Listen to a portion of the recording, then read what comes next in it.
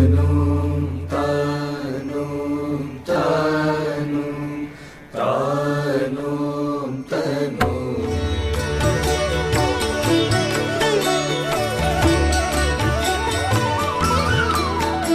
నమస్తే, rise and shine కార్యక్రమానికి స్వాగతం. ఇవాల్టి రైజ్ అండ్ షైన్ కార్యక్రమంలో వివేకానందుడు రెండోసారి అమెరికాను సందర్శించినప్పుడు ఆ చివరి రోజులు ఏ విధంగా గడిపారు, అక్కడ ఉన్నటువంటి ఘట్టాలు ఏ విధంగా ఉన్నాయో ఒకసారి స్వామి గారి మాటలను విందాం. నమస్తే స్వామి. నమస్తే. వివేకానందుడు రెండోసారి అమెరికాను సందర్శించినప్పుడు ఆ చివరి రోజులు ఎంతో ప్రాధాన్యతను సంతరించుకున్న రోజులు అని చెప్పుకోవచ్చు. అంటే యూరప్ దేశాలకు వెళ్లే ముందు రోజులు సంఘటనలు కావచ్చు, ఆ ఘట్టాలు కావచ్చు, ఎలా జరిగాయో ఒకసారి. ఇది గత ఎపిసోడ్లో మనం చదువుకున్నాం,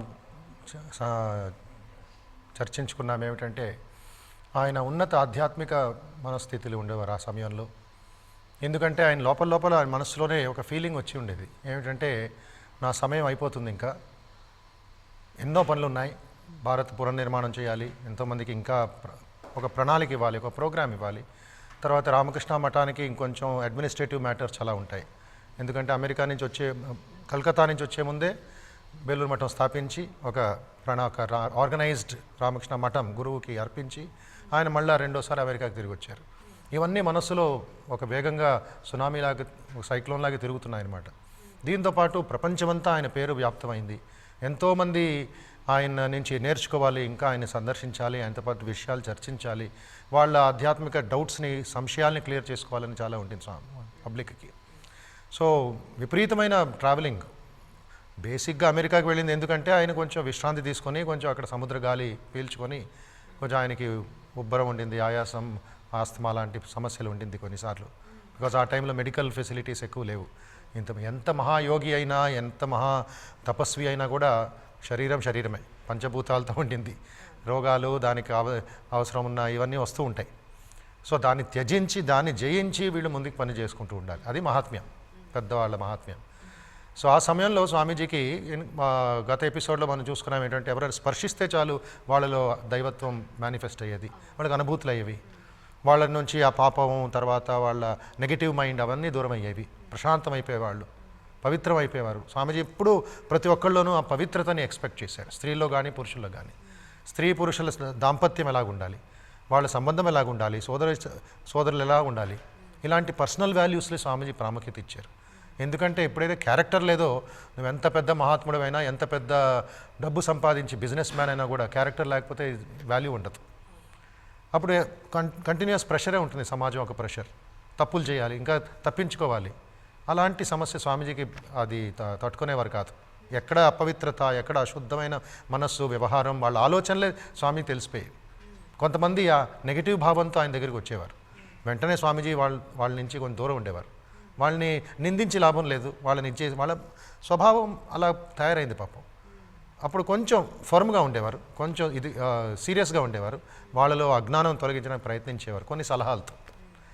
అదే సమయంలో మరొక బ్యూటిఫుల్ ఇన్సిడెంట్ స్వామీజీ జీవితంలో వస్తుంది. ఏమిటంటే కొంతమంది శిష్యులు రాస్తారు వాళ్ళ మెమరీస్లో, స్వామీజీ గొప్పతనం ఏమిటంటే పేదవారు కానీ, గొప్పవారు కానీ, అక్షరాభ్యాసం లేని వాళ్ళు కానీ, లేక పెద్ద విద్వాంసులు కానీ ఎవరు వచ్చినా కూడా పశువో ఒక మనిషో, ఒక జంతువో ఒక పెద్దవాడో, అందరిలోనూ ఆ ఆత్మభావాన్ని చూసేవారు. బికాజ్ ఆయనలో అది మేనిఫెస్ట్ అవుతుంది, విశ్వాత్మభావం. ముందుగా వివేకానందని 3 లెవెల్స్లో మనం చదువుకోవచ్చు. ఒకటి విద్యార్థిగా, రామకృష్ణుల శిష్యుడిగా, అది అయిన తర్వాత వీర సన్యాసిగా, సన్యాసం తీసుకొని భారతదేశం అంతా ఒక సైనికుడిలాగా, ఒక అబ్జర్వర్లాగా పర్యటన చేశారు సుమారు 5 సంవత్సరాలు. అది అయిన తర్వాత విశ్వ విజేత వివేకానంద, చికాగో పార్లమెంట్ తర్వాత అయిన 4-5 సంవత్సరాలకి ఒక విశ్వాత్మ భావం ఆయనలో కలిగింది. ఏ విధంగా మోడర్న్ టైమ్స్లో ఎంకే గాంధీ, మోహన్ దాస్ కరమ్చంద్ గాంధీ, మహాత్మా గాంధీ అని ఇప్పుడు మనం ఆయన గురించి మాట్లాడుతూ ఉంటాం. ఎంకే గాంధీ అనం, ఇప్పుడంతా మహాత్మా గాంధీ అనే పేరు ఆయనకి.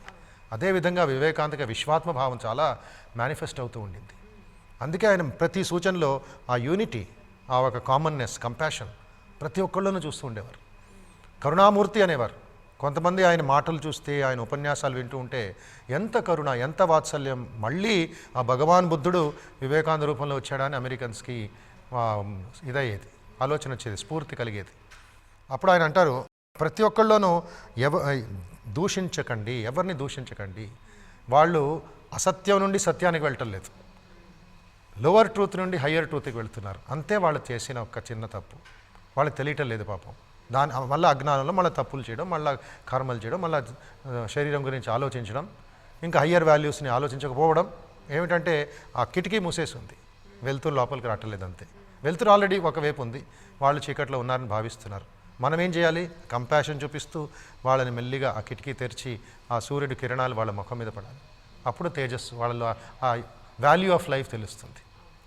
అందుకే వివేకానంద ఒక డెఫినేషన్ ఇస్తారు, జీవితం అంటే ఏమిటి అని. ఒక మహారాజా ప్రశ్నిస్తాడు రాజస్థాన్లో. వెంటనే ఒక్క క్షణం ఆగకుండా స్వామీజీ సమాధానం ఇస్తారు, వాట్ ఈజ్ లైఫ్? ఎవరికైనా సందేహం రావచ్చు.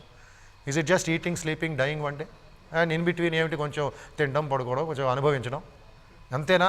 అప్పుడు స్వామీజీ అంటారు, life is the unfoldment and development of a being under circumstances tending to press it down.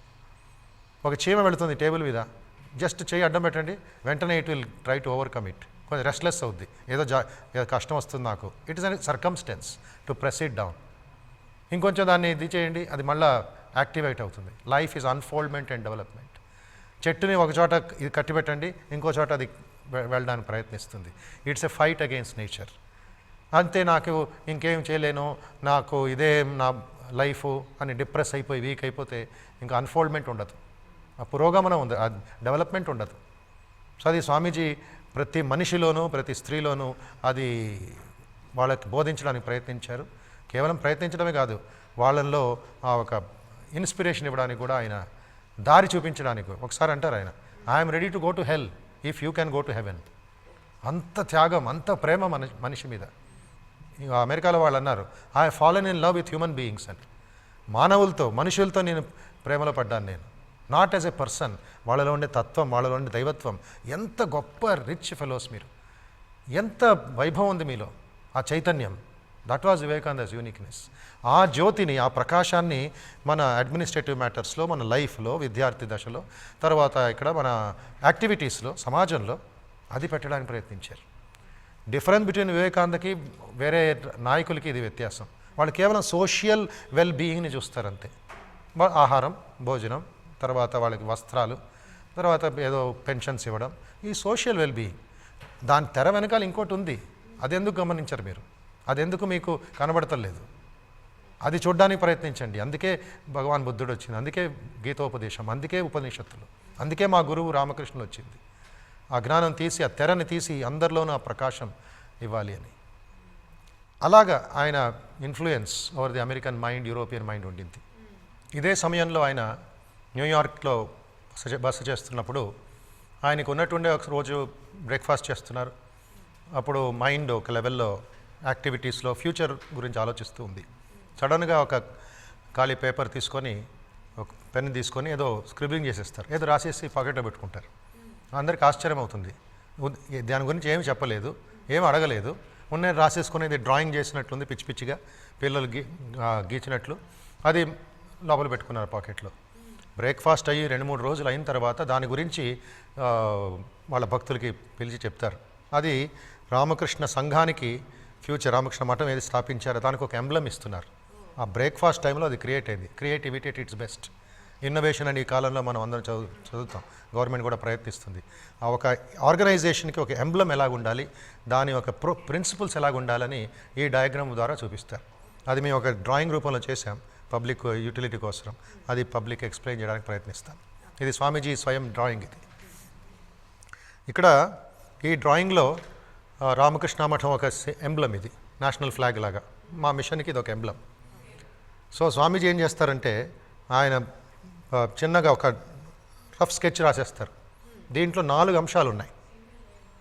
4 అంశాల్లో ఏమిటంటే ఈ పాము కనబడుతుంది మనందరికీ, తర్వాత కమలం కనబడుతుంది, అలలు ఉన్నాయి ఇక్కడ సముద్రం మీద, తర్వాత హంస ఉంది, హంస వెనకాల సూర్యోదయం అవుతుంది.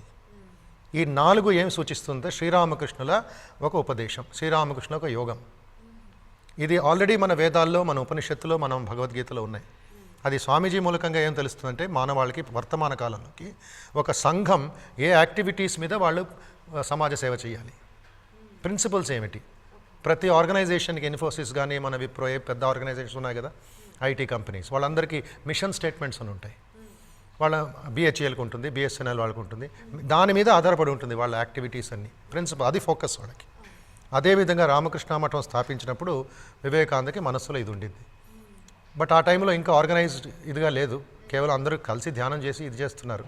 బట్ స్వామీజీ మా బ్రేక్ఫాస్ట్ టైంలో అది అర్థం చేసుకొని పిచ్చి కాగితం మీద ఒక పాత కాగితం మీద రాసుకొని ఒక అమెరికన్ డ్రాఫ్ట్స్మెన్ ఆర్టిస్ట్ని పిలిచి ఇది మెజర్మెంట్ చేసి ఎక్స్ప్లెయిన్ చేస్తారనమాట. ఇది రాజయోగానికి ఇంట్రొడక్షన్లో స్వయం వివేకానందనే దానికి మనకి ఎక్స్ప్లెయిన్ చేస్తారు. ఇది ఇక్కడ ఏమవుతుందంటే ఈ పాము ఏం కనబడుతుంది, సర్పం, ఇది కుండలిని శక్తికి చిహ్నం. మన కుండలిని శక్తి మన వెన్నెముకలాగా ఒక ఎస్ రూపంలో ఉంటుంది. పాము కూడా వెళుతున్నప్పుడు ఎస్ రూపంలాగా ముందుకు పాకుతూ వెళుతుంది. ఇప్పుడు మనం ధ్యానం చేస్తున్నప్పుడు ఆ కుండలిని సహస్రంలో పడగ విప్పి అది పాము రెడీగా ఉంటుంది. అప్పుడు అది రియలైజేషన్కి చిహ్నం అన్నమాట. సో కుండలిని మెల్లిగా తోక నుండి అది మెల్లిమెల్లిగా ఎనర్జీ పైకి వెళ్ళి పాము పడగ వెళుతుంది. ఇది రాజయోగానికి ఒక సింబల్. తర్వాత ఇక్కడ కమలం చూస్తున్నాం. ఈ కమలం భక్తి యోగానికి, మనం గుడికి వెళ్ళినప్పుడు భక్తితో పూలు, కొబ్బరికాయలు, పండ్లు తీసుకొని భగవంతుడికి అర్పిస్తాం. సో ఇది మన భక్తి భగవంతుడి దగ్గరికి అర్పిస్తున్నట్లు. భజన, పూజ, నైవేద్యం ఇవన్నీ చేస్తూ ఉంటాం. This is a combination of భక్తి యోగా. ఇక్కడ అలలు కనబడుతున్నాయి. సముద్రంలో ఒక 5 నిమిషాలు నించోండి, ఒక్క క్షణం కూడా అలలు తగ్గవు. వస్తూ ఉంటాయి, పోతూ ఉంటాయి, వస్తూ ఉంటాయి, పోతూ ఉంటాయి. 2 అడుగులు, 3 అడుగులు, 5 అడుగులు, కొన్నిసార్లు 10 అడుగులు. తుఫాను, సైక్లోన్, వానాకాలంలో 20 అడుగులు కూడా వస్తుంది. సునామీ అయితే 40 అడుగులు. No rest. అదేవిధంగా మన పుట్టినప్పటి నుంచి చనిపోయే వరకు మనకి రెస్ట్ లేదు. నిరంతరంగా కర్మ చేస్తూ ఉంటాం అలల్లాగా. ఎక్కడి నుంచి వెళుతుంది, అక్కడి నుంచి వస్తుంది, ఎక్కడి నుంచి వెళుతుంది, మళ్ళీ ముందుకు వస్తుంది. దబ్బని కొట్టుకుంటుంది ఒడ్డుకి, మళ్ళీ వెనకాలకి వెళ్ళిపోతుంది. శాంతి లేదు దానికి, కంటిన్యూస్ వర్కే. రాత్రింబవళ్ళు అది కర్మ కర్మ కర్మ, దాని పని చేసుకుంటూ వెళుతుంది. మనం ఆనందిస్తాం, ఇంటికి వెళ్ళిపోతాం. బట్ అది అలలో కంటిన్యూస్ గ్రావిటేషన్ ఫోర్స్లో వస్తుంది. స్వభావస్తు ప్రవర్తతే, శ్రీకృష్ణుడు చెప్తాడు, నహి కశ్చిత్ క్షణమపి జాతు తిష్టత్య కర్మకృతి కార్యతే హ్యవశ కర్మ సర్వ ప్రకృతి చేరికడై. కశ్చిత్ క్షణం, ఒక్క క్షణం కూడా ఎవరు ఊరుకొని ఉండలేదు. శ్రీకృష్ణుడు అంటాడు, చూడు నేను కూడా పరమాత్ముడిని, నేను రథం నడిపిస్తున్నాను, అందరూ పని చేయాల్సిందే. సో కర్మయోగం సూచిస్తుంది. దీని వెనకాల సూర్యోదయం అవుతుంది. సూర్యుడు ఉదయించిన వెంటనే చీకటి తొలగిస్తుంది. చీకటి మాయమైపోయింది. అసతోమా సద్గమ తమసోమా జ్యోతిర్గమయ. ఆదిత్యుడు, భాస్కరుడు ఉదయిస్తున్నాడు, చీకటి వెళ్ళిపోయింది మన మనసులో నుంచి. This is a symbol of Jnanayoga, philosophy, knowledge. అహం బ్రహ్మాస్మి, తత్వమసి. సో ఈ 4 రామకృష్ణ మఠంలో ప్రతిరోజు ఈ పనులు జరుగుతూ ఉంటాయి. ప్రతి దానికిను ఒక టైం ఉంటుంది. ఇక్కడ ఇంకొక పిక్చర్ ఉంది, ఈ బర్రెల్ని నడిపిస్తున్నాడు, అది కర్మయోగం. కేవలం పని కాదు అది, ఇది కర్మయోగం. తన కర్మని తను ఫుల్ఫిల్ చేసుకుంటున్నాడు. రైతో, టైలరో, కాబ్లరో, డ్రైవరో, ప్రధానమంత్రియో, మీరో, నేనో, మన కర్మ ద్వారా మన కోరికల్ని ఫుల్ఫిల్ చేసుకుంటూ మోక్ష మార్గానికి వెళతాం. మీకు ఎందుకు ఈ పని చేస్తున్నాను, నేను ఎందుకు మాట్లాడుతున్నాను, ఈ బ్రహ్మాండం ఎందుకు పని చేస్తుంది? స్వేచ్ఛ కోసం. ఆ స్వేచ్ఛ, ఫ్రీడమ్ అనేది ఇంటర్నల్ గిఫ్ట్, అది మనందరికీ ఉంది. సో బట్ కర్మ చేయాల్సిందే. త్రూ కర్మ I will attain that yoga union. తర్వాత ఇక్కడ ఏం చేస్తున్నాడు, ఇతను పూజ చేస్తున్నాడు. భక్తి. వివేకానందం దీంట్లో భక్తి షుడ్ బికమ్ శక్తి. కేవలం ప్రసాద భక్తి, గుడి గోపురాలు తిరిగి ప్రదక్షిణం చేసేసి నామాలు వేసుకున్న భక్తి వివేకానందకి, రామకృష్ణకి ఇది ఉండేది కాదు. మీకు దేవుడి మధ్య ఎవరు ఇంటర్మీడియట్ ఉండకూడదు. భక్త భగవాన్ ఏక్ అనేవారు రామకృష్ణుడు. మధ్యలో పూజారి ఎందుకండి? బికాజ్ నాకు అజ్ఞానం ఉంది, ఆయన మీద డిపెండ్ అవుతున్నాను. భక్తిలో మీరాబాయి లాగా, ప్రహ్లాదులాగా, రామదాసులాగా, హనుమంతుడిలాగా వాళ్ళకి మీడియర్ ఎవరు లేరు. డైరెక్ట్ దేవుడితో ఫైటింగ్ చేయి, దేవుడితో ప్రేమించు, దేవుడితో నువ్వు భోజనం చేయి, అన్నీ చేయి. భక్తి యోగం. నారద భక్తి, ప్రహ్లాద భక్తి. ఇక్కడ 3వ పిక్చర్ మనకు కనబడేది రాజయోగం, ధ్యానం చేస్తున్నాడు. సో ఇక్కడ పతంజలి యోగం మరి వేదాంతం మనం లాస్ట్ ఎపిసోడ్స్లో కూడా ధ్యానం చేశాం. అదేవిధంగా ఇతను తన ఆత్మబలం మీద, తన ఉండే చైతన్యం మీద ధ్యానం చేస్తూ, లేక ఇష్టదైవత మీద ధ్యానం చేస్తూ స్వేచ్ఛను పొందొచ్చు. ఇక్కడ 4వ పిక్చర్ మనం చూస్తున్నాం ఏమిటంటే అధ్యయనం చేస్తున్నాడు, చదువుతున్నాడు. ఇది 2 అర్థాలు జ్ఞానయోగానికి. ఒకటి నేను ఎవరో అని తెలుసుకోవడం, అహం బ్రహ్మాస్మి, ఆ తత్వాన్ని తెలుసుకోవడం. 2వది శాస్త్రాధ్యయనం కూడా చేయడం. మన శాస్త్రాలు, మన ఇతిహాసాలు, మన పురాణాలు పారాయణం చేస్తూ ఉంటే మనసు పవిత్రం ఉంటుంది. I link with that Paramahamsa. ఇక్కడ హంస ఎందుకు పెట్టారు వివేకానంద మధ్యలో? By following these 4. ఏమేం 4? కర్మయోగం, భక్తి యోగం, తర్వాత ఇక్కడ జ్ఞానయోగం మరియు రాజయోగం, మెడిటేషన్, ఈ 4 ప్రాక్టీస్ చేసుకుంటూ సెంటర్కి మనం వెళ్ళొచ్చు. సెంటర్ మధ్యలో ఏముంది? పరమహంస, పరమాత్మ. మనమంతా జీవాత్మ, పరమాత్మని పొందాలి, స్వేచ్ఛ పొందాలి. దానికోసం 4 ప్రోగ్రామ్స్ మనం రోజు వేసుకోవాలి. 24 గంటల్ని 4 డివిజన్స్ చేసుకోండి. మనం బ్యూటిఫుల్గా మన లైఫ్, మన బండి 4 చక్రాల బండి స్వేచ్ఛకు వెళుతుంది, స్వాతంత్రానికి వెళుతుంది, మోక్షకు వెళుతుంది. This is religion. ఈ 4టి సమన్వయం భగవాన్ శ్రీరామకృష్ణుడు. ప్రతిరోజు ఆయన ఈ 4 చేసుకుంటూ ఆయన ప్రాక్టీస్ చేసుకొని హయ్యెస్ట్ ఐడియల్స్ చూపించారు. సో ఎవరు రామకృష్ణులు అంటే 4 యోగాల ఒక సమన్వయ మూర్తి, ఒక ఆకారం. ఇది రామకృష్ణ మఠానికి ఆ సమయం న్యూయార్క్లోనే ఆయన రఫ్ పేపర్ వేసేసుకొని భవిష్యత్తులో ఒక ఆర్టిస్ట్ని కలిపి ఇది చేసిన ఒక గ్రేట్ కాంట్రిబ్యూషన్. ఇది ప్రాక్టికల్గానే ఉంది, ప్రతి ఒక్కరికి ఈజీగాను అండర్స్టాండ్ అవుతుంది. ఈ విధంగా స్వామీజీ లాస్ట్ డేస్ ఆఫ్ అమెరికాలో ఇవి కాంట్రిబ్యూట్ చేసి వెళ్ళారు. ఓకే స్వామి, అమెరికాలో చివరి రోజులు, వివేకానందుడి చివరి రోజులు ఏ విధంగా గడిపారు, ఆ తర్వాత యూరప్ దేశాలకు వెళ్లే ముందు ఏ విధంగా ఎటువంటి ఘట్టాలు జరిగాయి అనేది చాలా చక్కగా వివరించారు. ఇప్పుడు ఒక చిన్న విరామం తీసుకుందాం. విరామం తర్వాత మాతృశ్రీ కాలేజ్ విద్యార్థులు ఇక్కడ ఉన్నారు, వారు స్వామివారిని కొన్ని ప్రశ్నలు అడుగుతారు. ఆ ప్రశ్నలు తెలుసుకునే ముందు ఒక చిన్న విరామం తీసుకుందాం.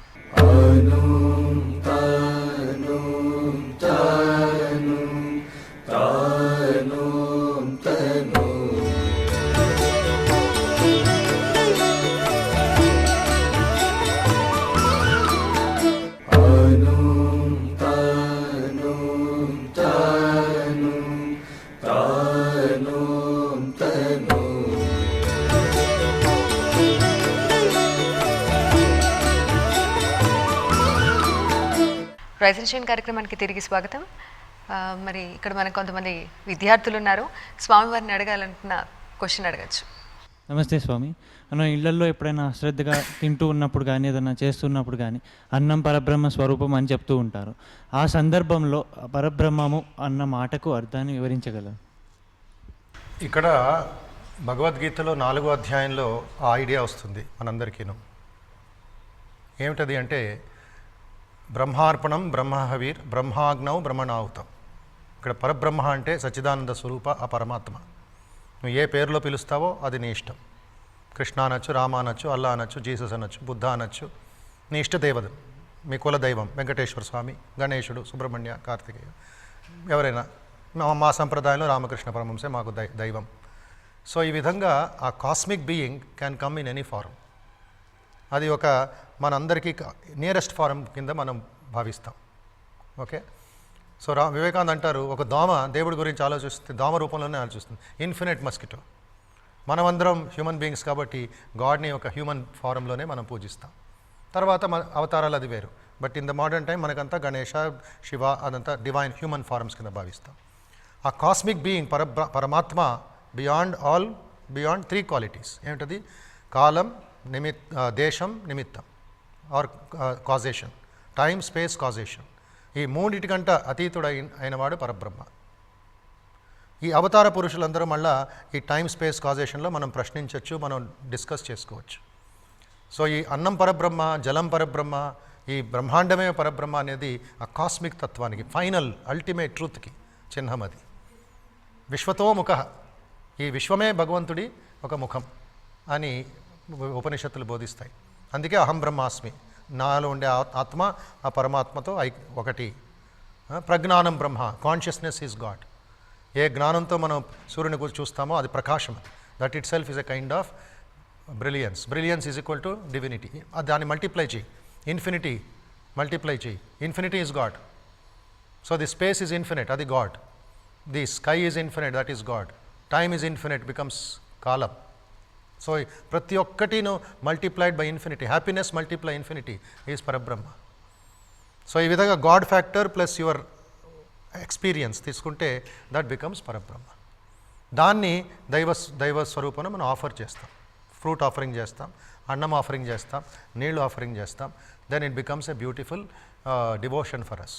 ఆ మార్గంతో, భక్తి మార్గంతో వెళ్ళి నేను ఆ పరబ్రహ్మ స్వరూపాన్ని ఎక్స్పీరియన్స్ చేయొచ్చు. I need not see God, I will experience God. ఆ బ్యూటిఫుల్ ఐడియాని ఉపనిషత్తులో మనం ఇంకా గంభీరంగా చదువుకోవచ్చు. అమెరికాలో వివేకానంద్వి కొన్ని హ్యాపీ డేస్ గురించి తెలియజేశారు. అలాగే స్టూడెంట్స్కి ఉన్న క్వశ్చన్స్ను కూడా, ఎందుకంటే వివేకానందం గురించి ఎన్ని తెలుసుకోవాలన్నా తక్కువే అనిపిస్తుంది. సో ఆ నేపథ్యంలో స్టూడెంట్స్ అడిగిన క్వశ్చన్స్ కూడా ఆన్సర్ చేసినందుకు థ్యాంక్ యూ సో మచ్. ఇదండి ఇవాళ రైజ్ అండ్ షైన్. నమస్తే. Rise and shine, HMTV, flat number 1042, road number 52, Jubilee Hills, Hyderabad, pin code 5,33,000. Email ID riseandshine@hmtv.in. Tanum, tanum, tanum, tanum.